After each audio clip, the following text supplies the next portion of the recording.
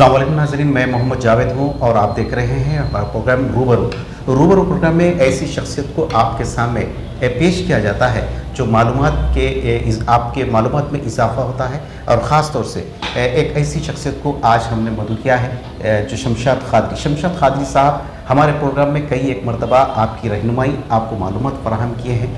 कोई नई शख्सियत नहीं है, आप इनसे मुतारफ़ ज़रूर है। न्यू दिल्ली से वो अभी तशरीफ़ लाए हैं, ख़ास तौर पे अक़लियती बहबूद के बजट के ताल्लुक़ से हम उनसे बात करते हैं, क्योंकि अक़लियतियों के इस्कीमात ठप हो जाने के मुबैना हमारे पब्लिक अकाउंट्स कमेटी के एक इजलास में भी बात की गई और इसके साथ साथ असम्बली कमेटी का जो इजलास हुआ था उसमें चेयरमैन जनाब अकबरुद्दीन अवीज़ी साहब ने इस बात का इशारा दिया और अपनी नाराज़गी का इजहार भी किया कि स्टेट गवर्नमेंट की अक़लियती बहबूद के ताल्लुक़ से जो कारकर्दगी है उससे उन्होंने मुतमईन नहीं है, क्योंकि उसमें बजट के भी कुछ प्रॉब्लम्स है और जो पब्लिक की जो स्कीमात है वो स्कीमात को भी आवाम तक या आवाम मफाद उठाने में नाकाम साबित हो रहे हैं। इस ताल्लुक़ से हम बात करते हैं। साहब, आपने सवाल तो सुन लिया है, हमारे प्रोग्राम में आप तशरीफ़ लाने के लिए बहुत बहुत आपका शुक्रिया शमशाद खादरी साहब। आप चूँकि एक मुबस्सिर की हैसियत है आपकी और आप कई NGO से भी आप जुड़े हैं और अल्हम्दुलिल्लाह काफ़ी अबूरियत रखते हैं, पकड़ रखते हैं हालात पर, वाक़यात पर। तो आज के हालात के अंदर अक़लियती बहबूद के ताल्लुक़ से हमारे चेयरमैन जनाब अकबरुद्दीन अवीज़ी साहब का कहना है कि हुकूमत जो अक़लियती बहबूद के ताल्लुक़ से ना तो बजट सही तरीके से दे रही है और ना तो उनकी जो कारकर्दगी उससे मुतमईन नहीं है। आपका क्या कहना है? दूसरी तरफ मैं सवाल एक में कर लेता हूँ, दूसरी तरफ रियासती हुकूमत अपने से ऐलान कर रही है कि वो स्कीमात को दीगर रियासतों में सबसे बेहतरीन है। ये क्या चल रहा है? आखिर क्या बात है? ये आपसे मैं जानना चाह रहा हूँ कि आपके समझ से क्या है? जाहिद साहब, बेहद शुक्रिया, आपने मुझे मदऊ किया। और सबसे पहले तो मैं आपसे ये कहना चाहूँगा और हुकूमत से भी कि जिस तरीके से अकबरुद्दीन अवैसी साहब अकबरुद्दीन अवैसी साहब ने जो पब्लिक अकाउंट्स कमेटी के चेयरमैन हैं, उन्होंने जब इजलास मुनक़िद किया और उसमें अपनी नाराज़गी का इज़हार किया, सबसे अहम बात मैं आपसे कहना चाहूँगा कि ये वक्त की सबसे अहम ज़रूरत है कि हमारे नौजवान क़ायद आली जनाब अकबरुद्दीन अवैसी साहब ने अक़लियतों की तरफ अपना जो है नज़र रखी।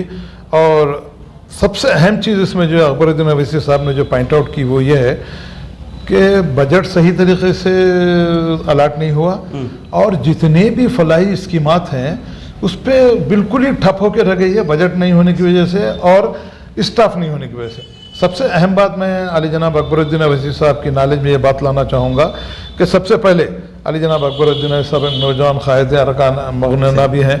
आप जो है असम्बली में भी बहरहाल बड़े बड़े सवालात उठाए और हुकूमत को अपनी तारीफ राग़ भी किया।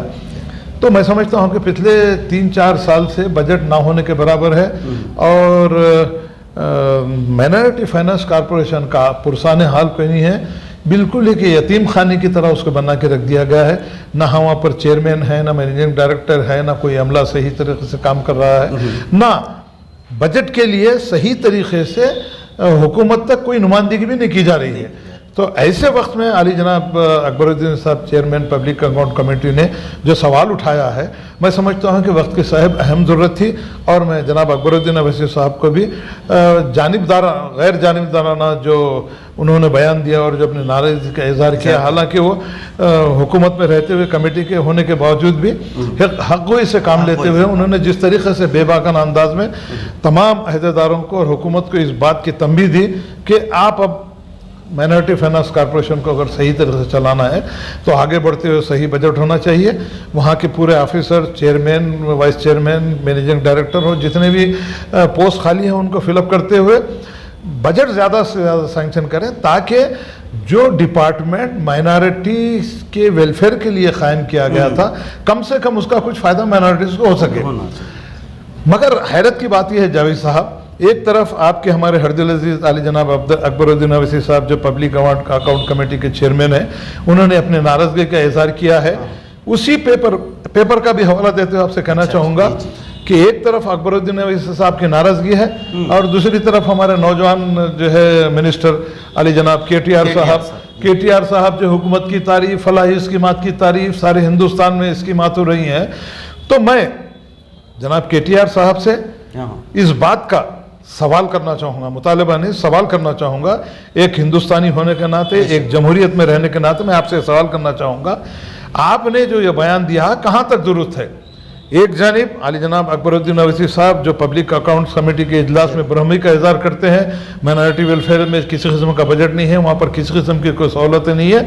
दूसरी तरफ आली जनाब KTR साहब जो है अपनी स्कीमात की ढढोरा पीस रहे हैं कि सारे हिंदुस्तान में किस तरीके के, एक मुझे ऐसा लगा कि एक मजाक नज़र आ रहा है कि जो है हमारे साथ जो माइनॉरिटीज़ के साथ जो खिलवाड़ किया जा रहा है, इसको बंद होना चाहिए। KTR साहब यकीनन आपके वालिद साहब जनाब चंद्रशेखर राव साहब किस तरीके से काम कर रहे हैं ये आप अच्छी तरीके से जानते हैं, अवाम अच्छी तरीके से जानती है।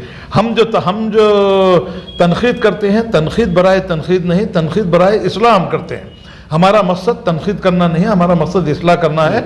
KTR साहब आप नौजवान हैं, आप जो है सबसे पहले इस तरफ अपनी तवज्जो फरमाइए कि पब्लिक अकाउंट्स कमेटी के चेयरमैन साहब ने जो ब्रह्मी का इजहार किया है उस पर ज़रा अगर आप गौर करेंगे तो आपको समझ में आएगा कि आपकी कितनी फलाही स्कीमात काम कर रही हैं और कितने लोगों को इसका फ़ायदा हो रहा है। शमशाद कादिर साहब, अब इसी बात के साथ आज हमारे इंटरव्यू खत्म करते हैं। जी बोलिए, को आप कुछ बोलना? और एक सबसे पहली चीज़, अभी सेंट्रल गवर्नमेंट से जो है माइनॉरिटी कमीशन की जो एक पर्सन वहाँ के एक मेंबर हैं जो हाल ही में वहाँ से इलेक्शन भी लड़े थे चंद्रायन गुट्टे से। हाँ जी, अच्छा। तो उन्होंने जब टिमरीज तेलंगाना माइनॉरिटीज़ का जो स्कूल्स का जो जाल फैला हुआ है उसके ऊपर आया, जब वहाँ पर उन्होंने तमाम की तहकीकात की तो वहाँ पर बहुत सी बदउनवानियाँ पाई गई, जिसके तहत मैं समझता हूँ कि ये बड़ा अच्छा इक़दाम है माइनॉरिटी कमीशन का।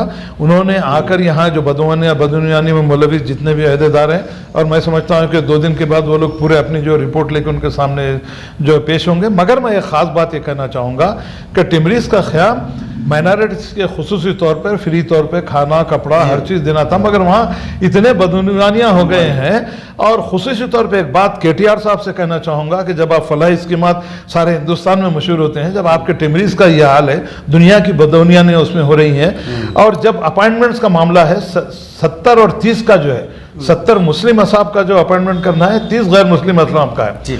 मैं KTR साहब से इस बात का मुतालबा करना चाहूँ कि आप आगे बढ़ के जाके वहाँ इंक्वायरी कीजिए।